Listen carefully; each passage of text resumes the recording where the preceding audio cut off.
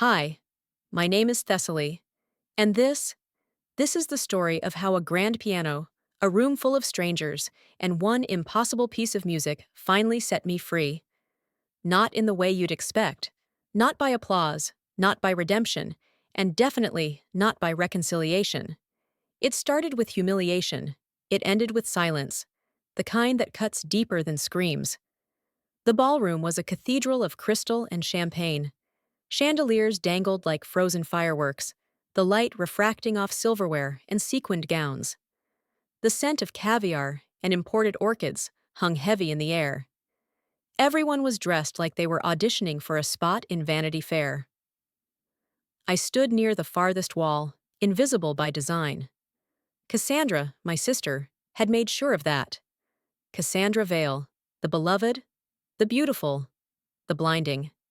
She glowed in her gold satin gown like a torch burning too hot. It was her 35th birthday bash, an obscene display of wealth and validation. 200 guests, a live jazz band, ice sculptures of her initials, and one sister she forgot to mention on the invites. Me. She saw me across the room and offered that signature smile, the one she reserved for when she was about to devour someone. Then she took the mic. "Ladies and gentlemen," she trilled.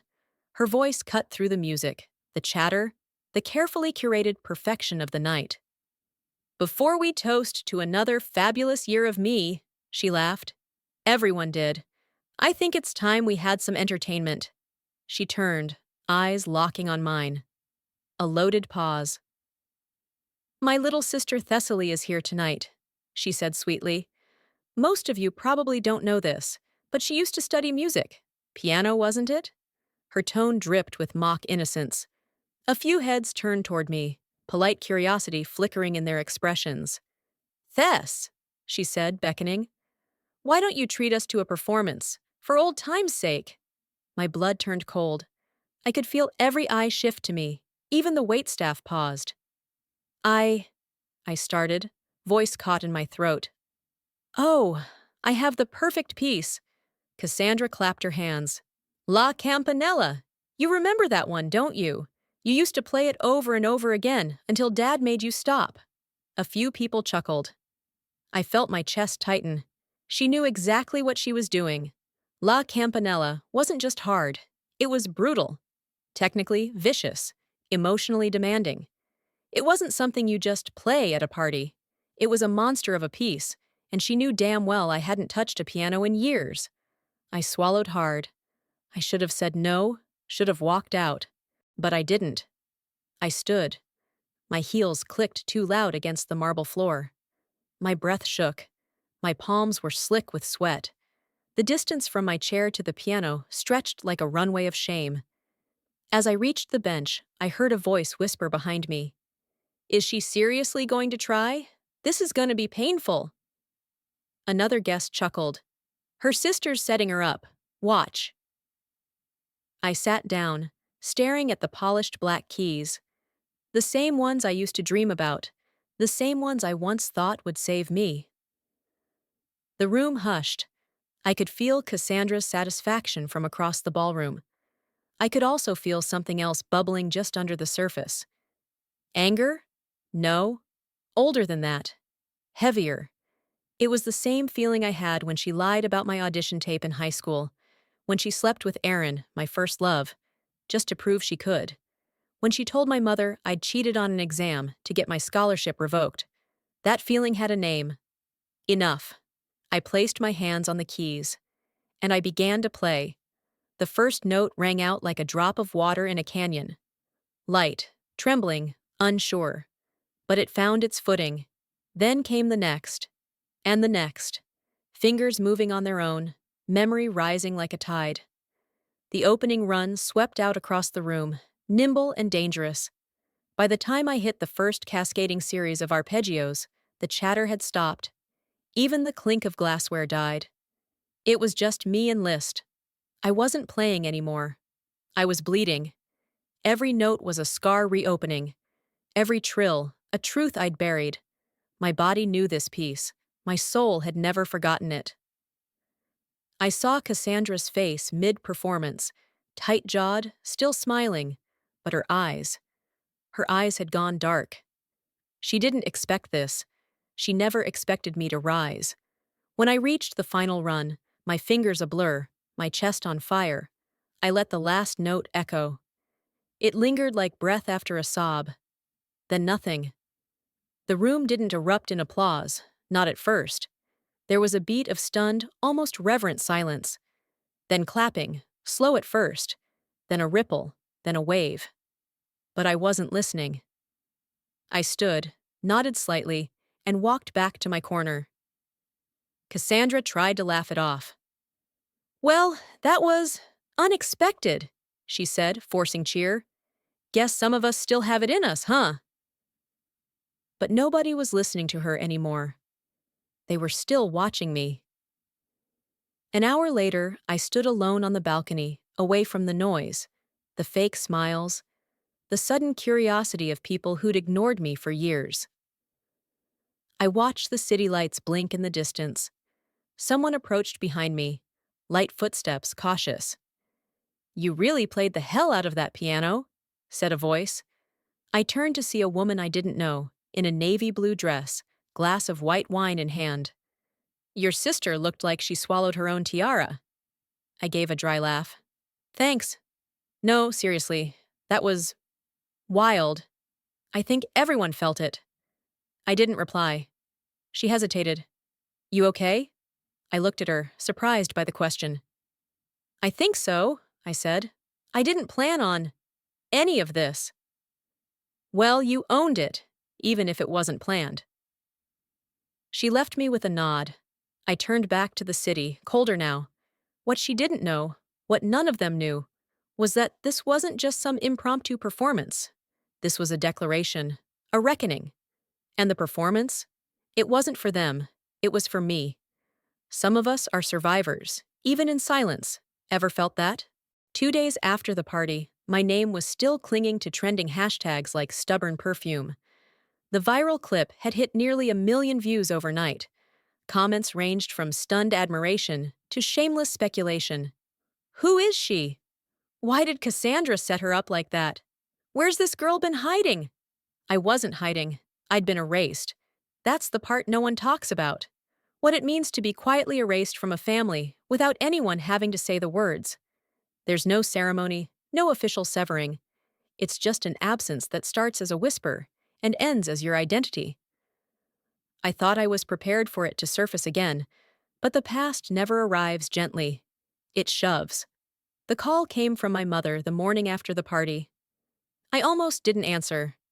"Thessaly," she said, sharp as a blade, skipping over pleasantries like they were a waste of oxygen.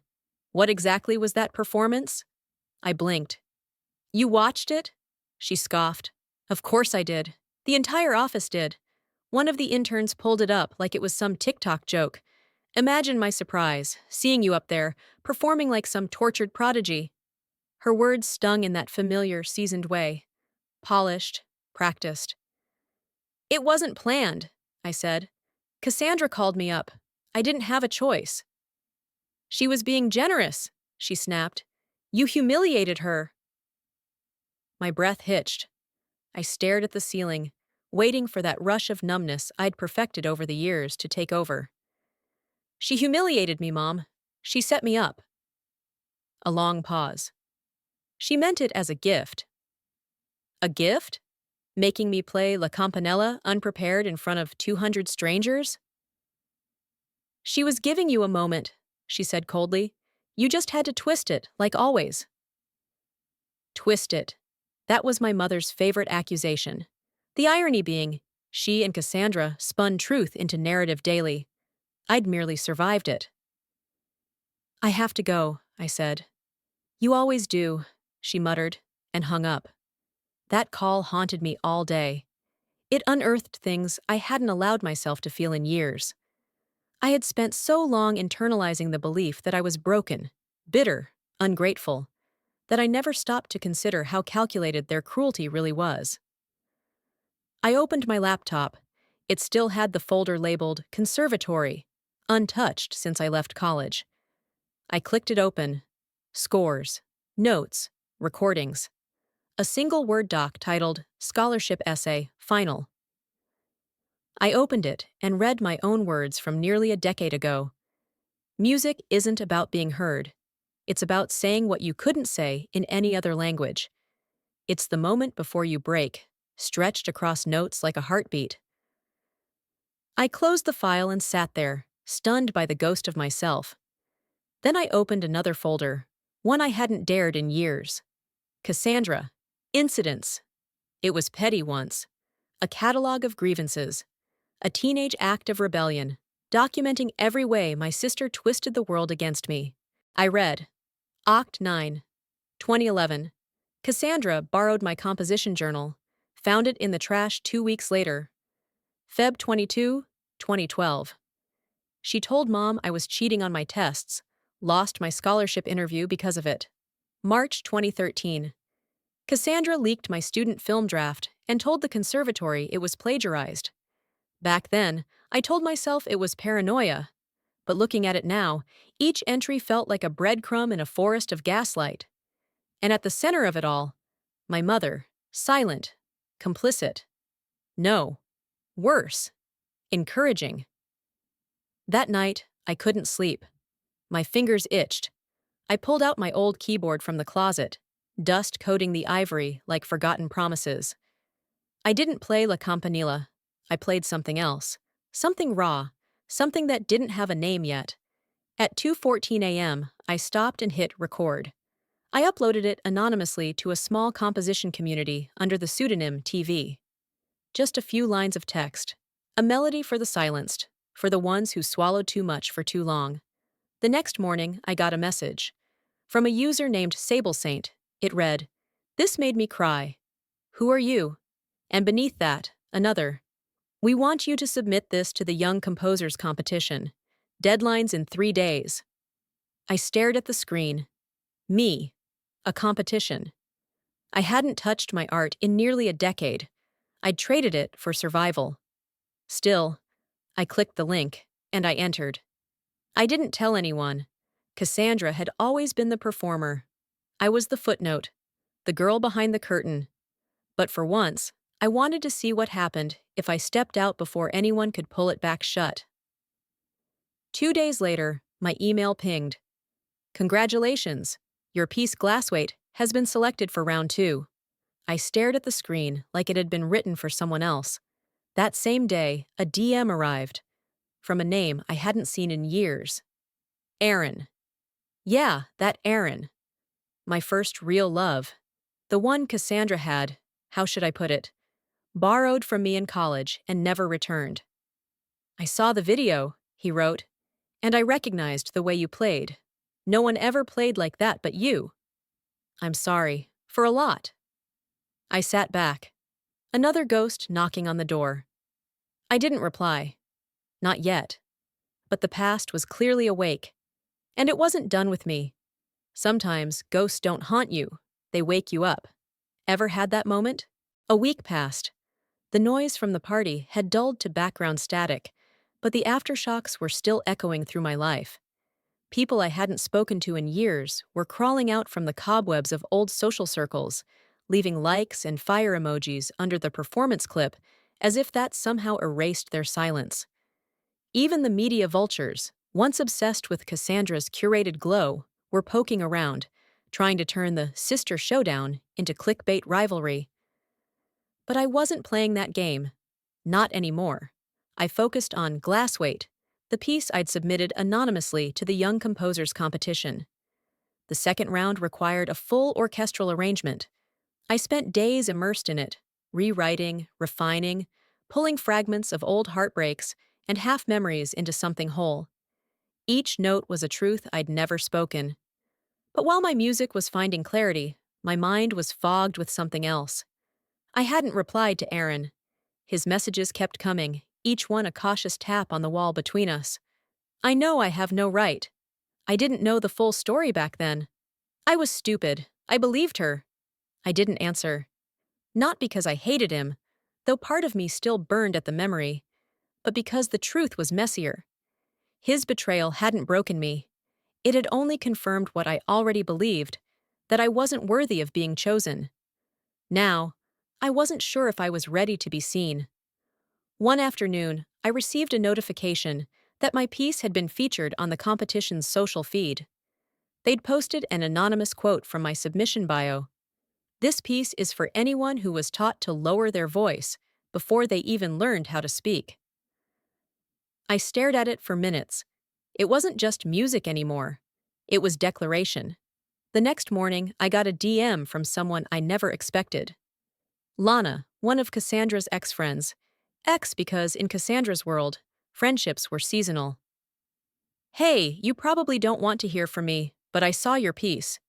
And the performance at the party. Holy sheet teat. I'm not here to kiss ass, promise. Just, you should know something." My pulse ticked up. I replied cautiously, "Go on." A few weeks before the party, Cassandra asked me to help her set up a moment at her event. Said she wanted to reclaim narrative or some crap. She literally rehearsed what she'd say when she called you up, had the whole room wired to film it from 4 angles. She was counting on you to fail. I stared at my screen, the air sucked out of the room. It hadn't just been a mean-spirited moment of sibling rivalry. It was premeditated. A performance. Planned humiliation. Scripted to go viral for her benefit. I sat on my apartment floor, stunned, staring at nothing. Something hollow cracked open in me, a mix of betrayal and strange vindication. She didn't just want me gone. She wanted to make sure if I ever surfaced, it was only as a footnote to her narrative. That's when the thought hit me. What if this wasn't the first time? That night, I called up an old friend from my conservatory days. Miles, one of the few who hadn't cut me off when my scholarship was pulled. "Thas." His voice was warm, shocked. "I thought you fell off the planet." "I did," I said, half laughing. "But listen, I need to ask you something." "I'm all ears." "Do you remember when I got accused of plagiarizing my composition project? The one that cost me the Brahms internship?" "Of course. Everyone was stunned. You never even used reference sheets in class." "Right. But did you ever hear anything weird about it? Like, how it leaked?" A pause. "I mean, now that you mention it, Cassandra came to visit that week, didn't she?" My chest tightened. "She was hanging out with one of the TAs, guy named Russell, kind of slimy, always bragging about how he could fix grades for favors." My stomach dropped. "She was with him at the library the night before your draft was stolen." "Miles, you're sure?" "I remember because he joked about checking out more than books with your sister." I ended the call and sat frozen. I hadn't just been erased, I'd been sabotaged, and the people who were supposed to love me the most had weaponized my dreams against me. I didn't cry. I opened a new document. Title: The Archive. I began typing. Every incident, every manipulation, every breadcrumb I'd buried and told myself was coincidence. It was a case file, not for revenge, not yet, but for truth. The next morning, Cassandra called. My phone buzzed with her name like a warning siren. I let it ring twice before answering. "Tess," she said brightly, "we should talk." "About what?" "About this weird obsession people suddenly have with you. I mean, not that I'm not happy for you, but it's getting a little out of control, don't you think?" I blinked. "Out of control?" "People are calling me the jealous sister online. Like I'm some villain in your little redemption arc. I'm losing brand deals. You set me up to fail at your party." Her tone shifted. Just a fraction. Colder. "Excuse me? You had it filmed, staged. You wanted me to choke so it would boost your engagement. I think you're being paranoid. I have messages, witnesses." Silence. Then, lightly, "Don't be dramatic, Thessaly. It was supposed to be a bonding moment. You're always so sensitive." I laughed, sharp, empty. "You really don't see it, do you? You're not scared of me ruining your reputation. You're scared of me stepping out of your shadow." "That's ridiculous." "Is it?" Another silence. "Look," she said finally, Just don't make this bigger than it needs to be. I'm not making anything. I'm finally naming what already exists. Click. It started with an invitation. An embossed card slid under my apartment door in a sleek black envelope, as if secrets themselves had been hand-delivered. Dinner, Vale Estate, Sunday, family only. The handwriting was my mother's. Neat, sharp, cold. I should have thrown it out, burned it, buried it under years of silence and reasons why I didn't belong. But something stopped me. Not curiosity, not nostalgia, strategy. For the first time in my life, I wasn't the ghost at the edge of the family portrait. I was the one holding the camera. And I needed to see how they reacted when they realized I could finally tell the truth. The Vale estate hadn't changed. Same ivy-choked pillars. Same fountain with the chipped cherub. Same rusted gate that screeched like a warning. Every inch of it screamed curated wealth and a rotting foundation. I arrived alone, wearing navy, clean, quiet, in control. The opposite of Cassandra, who opened the front door with an air kiss and a flinty smile. "You came," she said, pretending to be pleasantly surprised. "You invited me," I replied flatly. She led me into the dining room, where the table was already set like a stage. Silver cutlery glinted under low-hanging chandeliers. White roses, crystal glasses, everything perfect, performative. Mother sat at the head, posture rigid, a small emerald brooch pinned to her collar, like a medal from a war no one ever won. "Well," she said, not bothering to stand, "let's not pretend this is a reunion." Aunt Clara, ever the diplomat, gave a tight-lipped smile. "Good to see you, Thessaly. You look rested." The chairs scraped as we sat. The air thickened with polite tension. Dinner began with small talk. Politics, charity galas, Cassandra's upcoming podcast launch. I stayed silent, let them fill the silence with their own vanity. Until Cassandra leaned forward, fork poised. "So, Thessaly, all this attention you've been getting?" she said, smile taut. "What's it like being the family's unexpected internet sensation?" I raised an eyebrow. "Unexpected. That's one word for it," she chuckled. "I mean, the video was just a moment.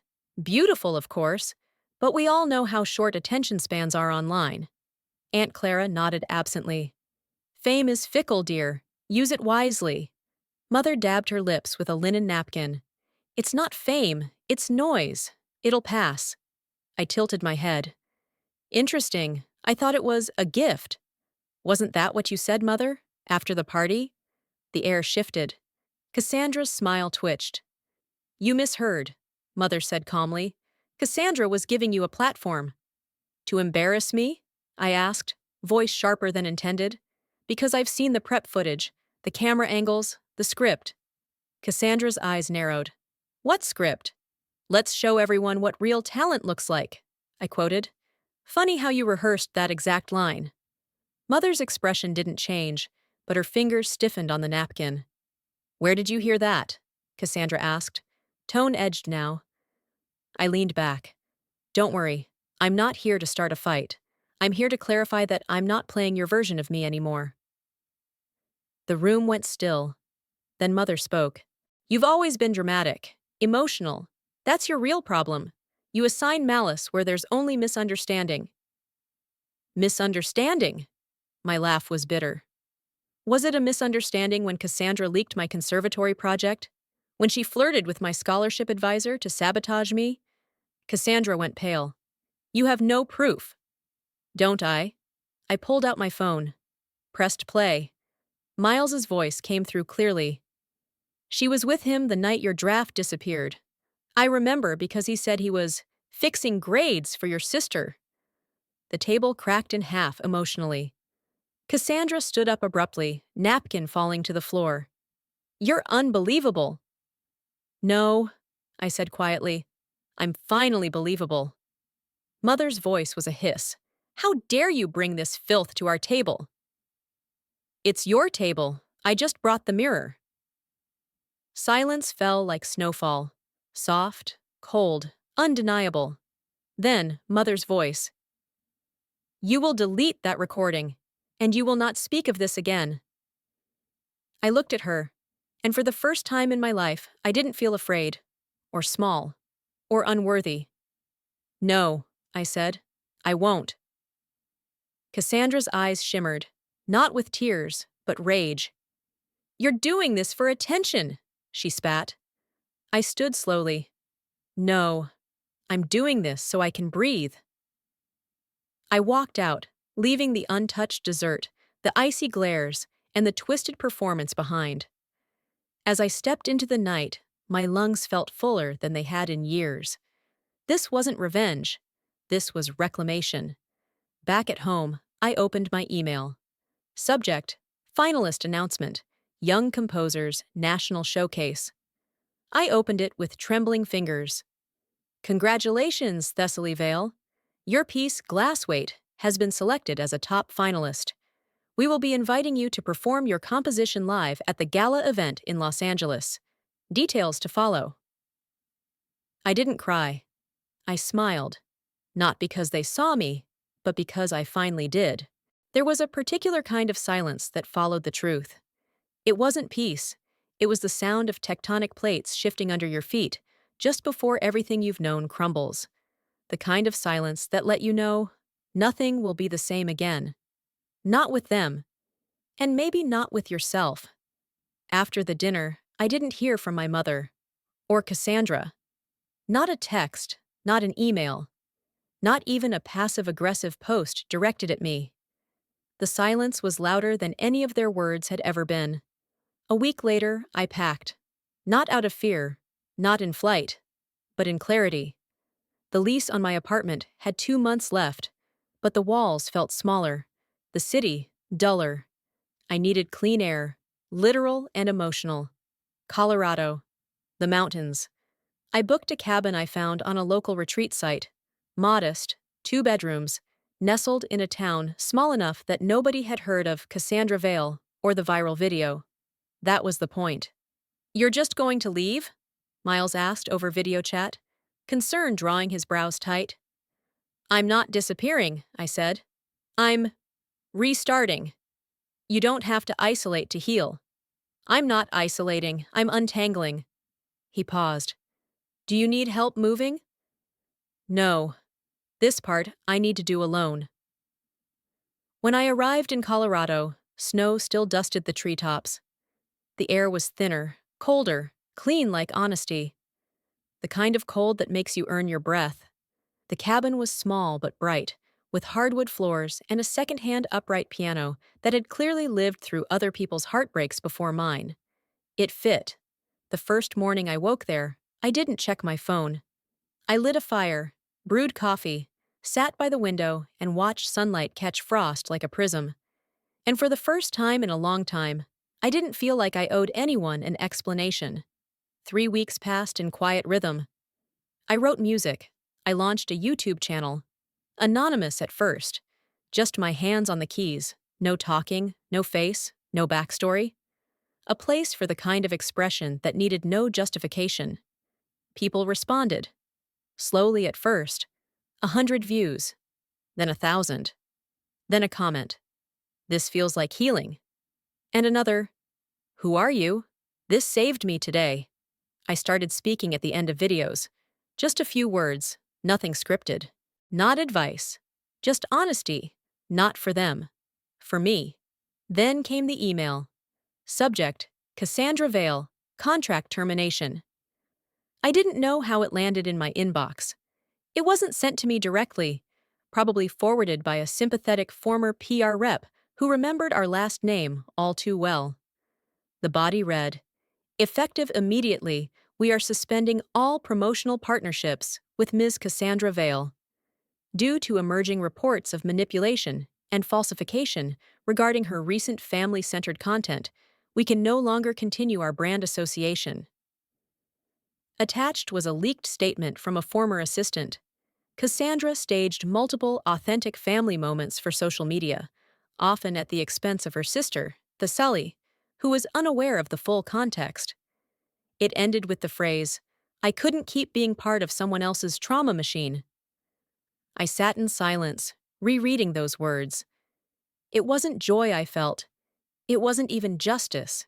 It was gravity, the weight of truth landing exactly where it belonged. 2 days later, Cassandra called. Blocked number. I picked up. Her voice was hoarse, raw, but not from sadness, from panic. You happy now? She snapped. You finally got what you wanted. I'm being dropped by every client. My agents won't return my calls. You ruined everything. I inhaled slowly. You did that to yourself. I was trying to build something, create a brand. You think this world lets women survive without playing the game? I wasn't trying to ruin you, Cassandra. I was trying to get out from under you. A beat of silence. Then, softly, almost too soft, I didn't think you'd ever fight back. That was your mistake. Click. I let the silence return. 2 nights later, I was invited to speak, officially, for the first time. A small online summit for young artists, looking for voices that challenged conventional narratives. The organizer had seen my YouTube, reached out, told me the words I'd never thought I'd hear. We see you. I said yes. Not because I wanted the stage, but because this time, the microphone was mine. That same week, a letter arrived. Not digital, real paper, postmarked from back home. It was from Aaron. No phone number, no return address, just handwriting that was careful and unsure. Thessaly, I don't expect you to forgive me, but I need to tell you the truth. I believed what your sister told me back then, that you were unstable, obsessive, manipulative. I was young and foolish, and too willing to trust what sounded more palatable than messy truth. Watching you perform at her party, it broke something open. Not just guilt, but the clarity that I never knew you at all. I only knew the version she sold me. I don't deserve your attention, but if you ever want the truth from me, not the cleaned-up, grown-up version, I'll give it. No cameras, no agenda, just the truth. I hope you're finding peace. I folded the letter. Didn't cry, didn't smile, just breathed. Because now, I didn't need him to validate the pain. I had already done the work, and the work was working. Ever left the storm, and realized peace wasn't a place, but a decision? I wasn't supposed to walk onto that stage. Not this stage, not this soon, not after everything. But when the invitation arrived, a personal letter from the National Composers Showcase, embossed in gold, I knew this wasn't just an opportunity. It was the culmination of every note I had swallowed instead of spoken, every injustice I had survived quietly, every moment I'd been told to shrink. And now, the whole country would be watching. The showcase was held in Los Angeles, in the kind of venue that looked like it had been carved from light. The Wilshire Grand Concert Hall, glass ceilings, velvet walls, a stage that felt like standing on air. I stood in the wings in black silk, my name glowing on the display outside the theater. Thessaly Vale, final performance. It didn't feel real. I touched my chest, right over my sternum, the place where pressure always built before I played. This time, it didn't hurt. The stage manager approached me with a clipboard and a headset. You good? He asked gently. I nodded. Yeah, I'm ready. He smiled. You've got 3 minutes. Just a heads up. Cassandra Vale's in the audience. My eyes flicked to his face. Sorry, who? He looked surprised. Your sister. She RSVP'd late. Press listed her as reclusive influencer turned advocate or something. I didn't reply. I didn't have to. I peeked through the curtain. 3rd row, left, Cassandra. Sunglasses pushed up on her head, lips taut. She looked older, like someone who hadn't been sleeping. The glitter was gone. The illusion dulled. She saw me, and for once she didn't smirk. She didn't gesture. She didn't try to control the room. She just sat. When the lights dimmed and my name was announced, the applause felt like wind, unfamiliar but not unwelcome. I walked slowly to the grand piano, heart quiet. Not nervous, not afraid, just still. The mic waited, centered. I didn't rush it.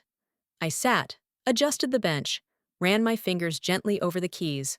Then, I leaned into the microphone. I wrote this piece the week after I decided I wouldn't disappear again. Murmurs moved through the crowd. I paused. It's not about revenge. It's not even about grief. It's about surviving what you weren't supposed to survive, and finding your voice when no one expected you to speak. Silence. I call it inheritance. And I played.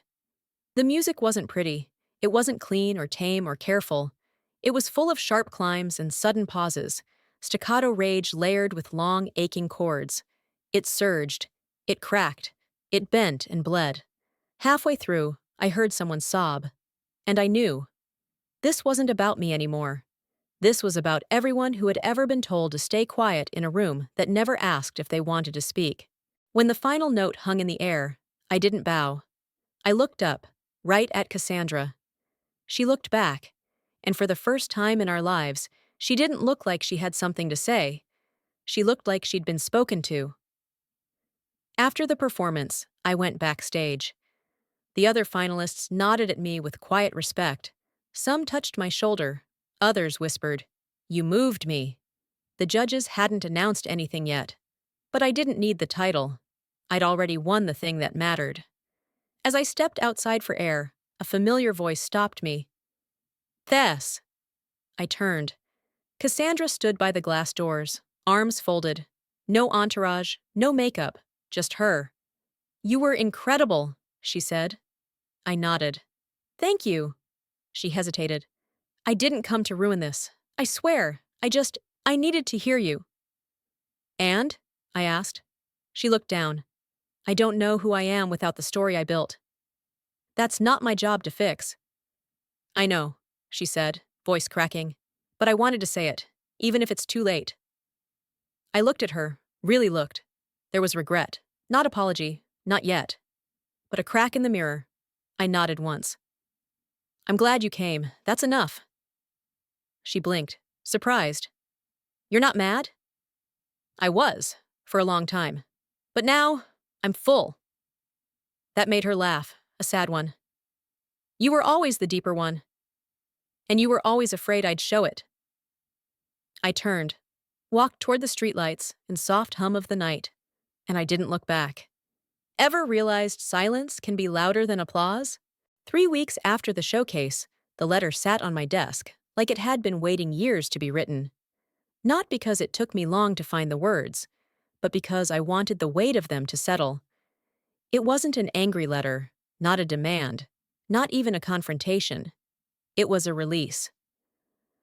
I folded it slowly, placed it into the ivory envelope I had sealed with a drop of wax. Then, gently, I slid it into the case of the upright piano, my childhood piano, the same one I had learned to play on, the one with the chipped ivory E key and a crack across the pedal like a fault line. The movers loaded it onto a truck heading east. No return address, only the note taped to the lid. "For you. No conditions, no strings." It was going to my mother.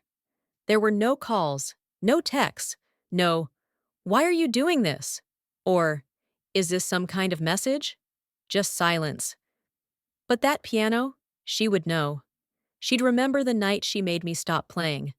The night she told me that real women don't waste time on art. That I'd embarrass the family if I kept pretending to be someone I wasn't. And when she opened the lid, she'd find the letter. "I don't want an apology. I don't want explanation. I want you to know I survived. Not because of you, in spite of you. This piano taught me to breathe when I couldn't speak, to create when I wasn't allowed to feel. It taught me to stay, until I learned to leave. I'm not angry anymore. I'm not waiting for you to change. But this is me letting go." Thessaly. The letter leaked 2 days later. I didn't do it. Maybe the movers, maybe a friend, maybe Cassandra. But it made its way online, scanned, shared, spread like wildfire. Reddit threads, Twitter posts, Instagram slideshows. Anonymous letter from a strange daughter to her mother after a lifetime of emotional neglect. People didn't just share it, they answered it. With their own stories, with their own pain, with their own versions of freedom. And somewhere in that flood of voices, I found a kind of healing I hadn't expected. connection without expectation. 3 days later, I got a message request from Cassandra. It was short. You sent her the piano? I stared at the screen, then typed, It wasn't about her. A pause. Then she replied, I think she's trying to spin it. PR firms are reaching out to her. Forgiving mother, angles. I closed the chat. Of course she was. But that didn't belong to me anymore. Then came the call. My assistant, Emma, burst into my studio mid-rehearsal. She looked pale. You need to see this, she said, breathless. Now! She held out her phone. A video was playing. It was Cassandra, standing in front of a muted gray backdrop. No makeup, no filter, eyes red but steady. There's been a lot of talk about a letter, about a piano, about who did what to whom, and I think it's time I stop curating the narrative. I've spent my life learning how to spin stories. I was good at it. But what I wasn't good at was letting someone else have the microphone, especially when that someone was my sister. I hurt her. Repeatedly, publicly, privately. And the worst part? I knew I was doing it. This isn't a redemption arc. This is me saying I was wrong, and I hope that matters more than being right ever did. The clip cut to black. Then a final slide. No brand sponsors, no campaigns, just accountability. I sat down, stunned. Not because she said it, but because she didn't excuse it. Later that night, I watched the video again. This time, not as a sister, not as someone waiting for justice, but as a woman who once thought the only way to win was to disappear. And I realized, this wasn't about victory anymore. It was about clarity. The next day, I received a request from a foundation that funded music programs for at-risk youth. They had read the letter, watched the performance, heard the silence. They wanted to name a new scholarship after me.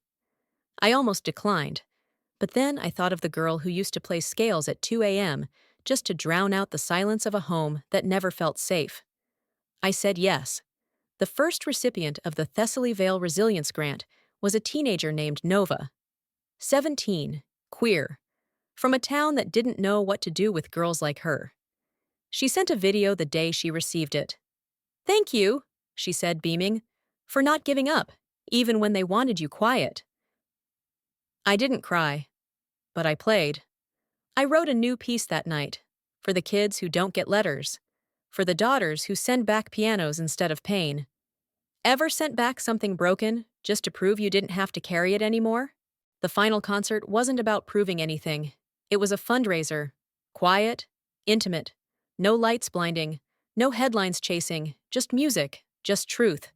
They asked me to close the night. I didn't wear anything dramatic, just black slacks, soft silk, my hair tied back. No armor, no need. The grand piano sat under one soft spotlight. I stepped into it, not the role of a performer, but a witness. I wrote this, I said into the mic, for the girl I used to be, the one who thought silence was safety, that love had to be earned through obedience, that music was only valuable if it pleased someone else. A beat passed. I call it reunion. And I played. The piece was short, just under 6 minutes. But in that time, I stitched my life together. The hesitation of childhood, the ache of exile, the breathlessness of rediscovery. When I lifted my hands, the last note lingered like a benediction. The applause came soft, honest, healing. From somewhere in the audience, a voice said, "Me too." And that was all I needed. Backstage, Emma found me. "She's here." "Cassandra?" I asked. She nodded. Cassandra stepped into the dressing room, without makeup, without cameras. She didn't look broken, just real. "I heard it," she whispered. I met her eyes. "Good. I'm not asking for anything," she said. "I'm not offering anything," I replied. But I gestured to the seat beside me. She sat. We said nothing more. And for the first time in our lives, that was enough. 1 week later, I posted my final video. No music, no preamble. If you've ever been told to be less, quieter, smaller, just to be loved, you're not alone. You were always the melody. They just couldn't hear it. I paused. If you understand, type 1. So the others know they're not alone either. I smiled. Not because the story was over, but because I finally knew it was mine. Sometimes it's not about winning the argument or hearing the apology you deserved. Sometimes healing looks like walking away with your head held high, choosing your own peace over their validation. If this story reminded you of a chapter in your own life, if you've ever had to rebuild yourself from silence, from pain, from being misunderstood, just know you're not alone and you never were. What does letting go look like for you? Have you ever chosen your own freedom over someone else's acceptance? If this video moved you, drop a comment below. Tell me where you're watching from, or just type 1, so others know they're not alone either. And hey, if this story touched your heart, subscribe to the channel so you won't miss the next one. Let's grow, heal, and share together.